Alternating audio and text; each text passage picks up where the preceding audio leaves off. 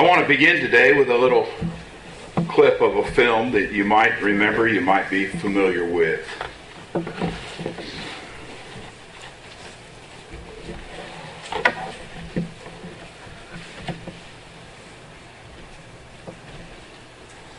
Let's see.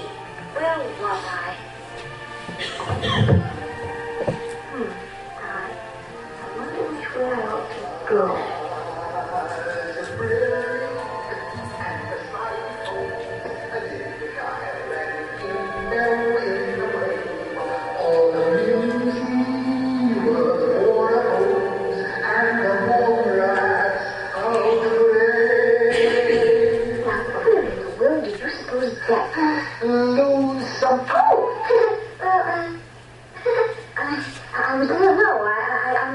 I was just wondering. Oh, that's quite all right. One moment, please. Ooh. Second chorus. It was thrilling, and the side he told said he'd beguile and give Bell in the way. Why, you're a cat. A Cheshire cat, all a limousine. Oh, what a border goes. Oh, wait. Don't go, please. Very well. Very good. Oh, no. Thank you, but I just wanted to ask you which way I ought to go. Well, that depends on where you want to get to. Oh, it really doesn't matter. As long as I can... It really doesn't matter which way you go.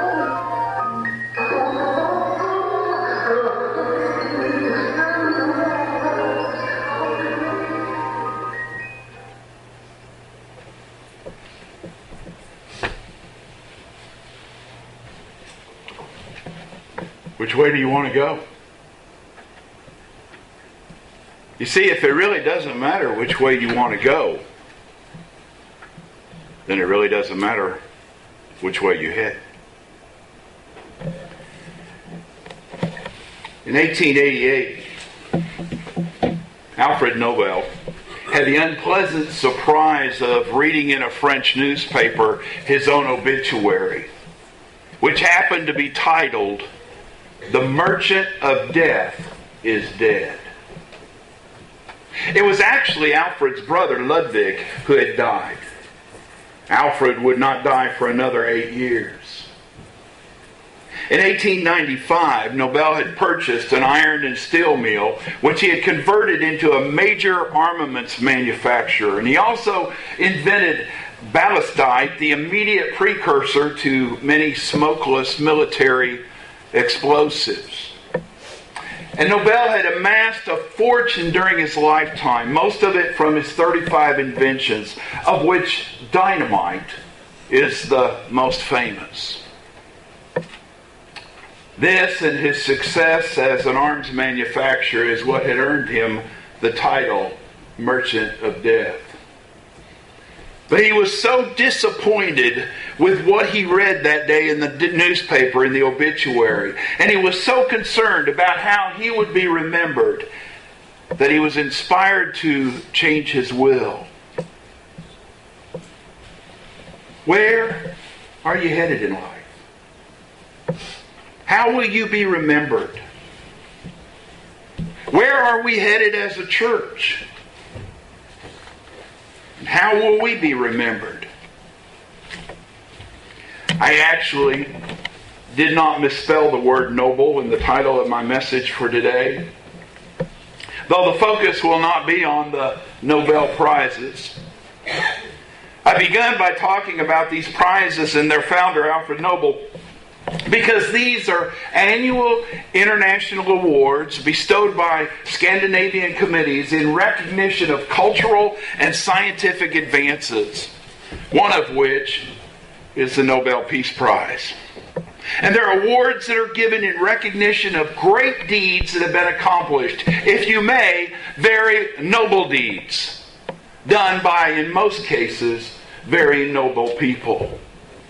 And Alfred Nobel was disturbed when he found out that people thought of him as a merchant of death. And so for the last 8 years of his life, he changed the course of his life.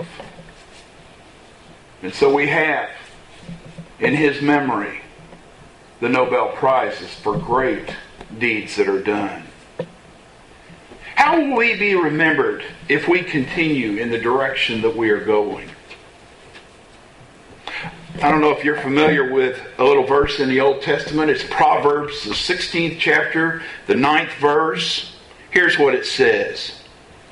In his heart, a man plans his course, but the Lord determines his steps. What is it that you're planning? Our text for today is taken from Isaiah chapter 32, verses 1 to 8. It's found on page 505 of your pew Bible. If you have your Bible there with you, hold it up. If not, grab one of those pew Bibles. This is my Bible. God's holy word. A lamp unto my feet, and a light unto my path. Its words will I hide in my heart, that I might not sin against God. Let's go to Isaiah chapter 32, verses 1 to 8. See, a king will reign in righteousness, and rulers will rule with justice. Each man will be like a shelter from the wind and a refuge from the storm, like streams of water in the desert and the shadow of a great rock in a thirsty land. Then the eyes of those who see will no longer be closed, and the ears of those who hear will listen. The mind of the rash will know and understand, and the stammering tongue will be fluent and clear. No longer will the fool be called noble, nor the scoundrel be highly respected. For the fool speaks folly. His mind is busy with evil. He practices ungodliness and spreads error concerning the Lord. The hungry he leaves empty, and from the thirsty he withholds water.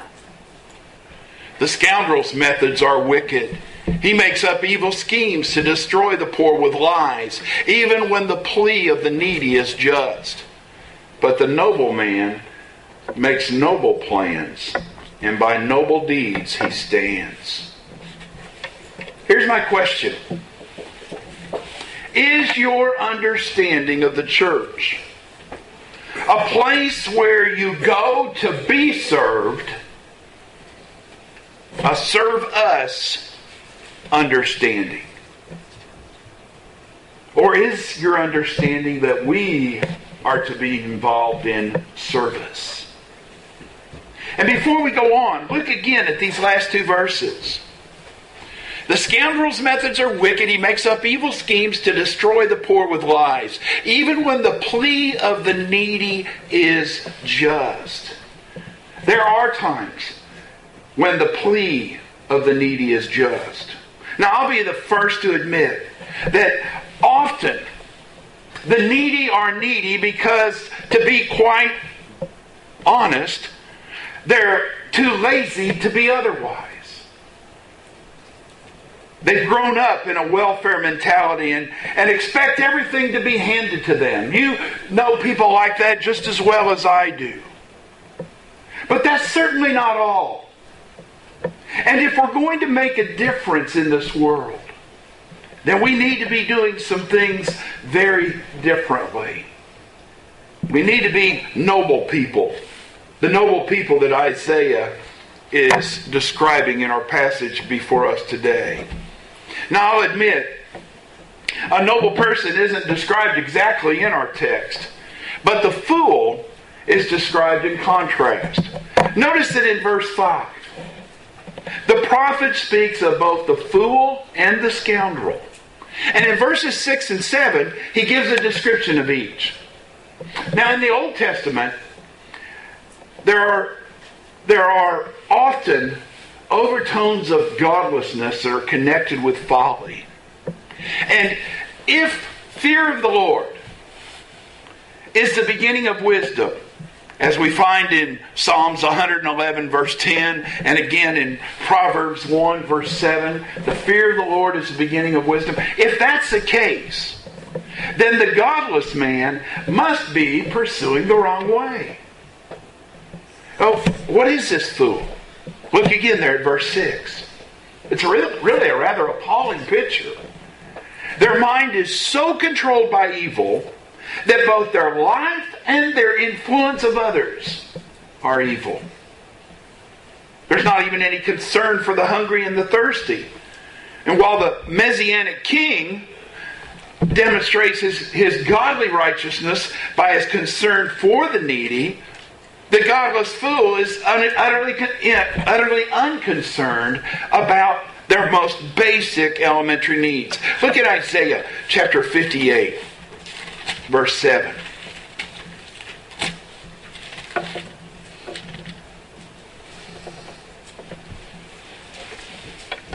We looked at this passage already once in the last few weeks.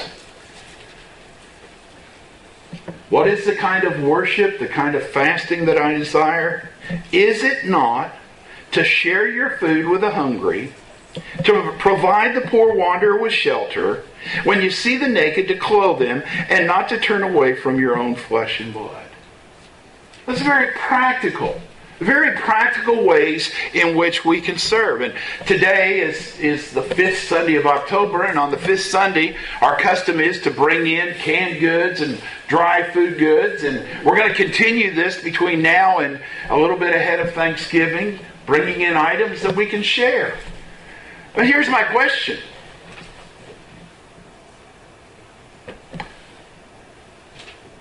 Is it really our concern? Or is this something we almost have to force ourselves to remember and force ourselves to do?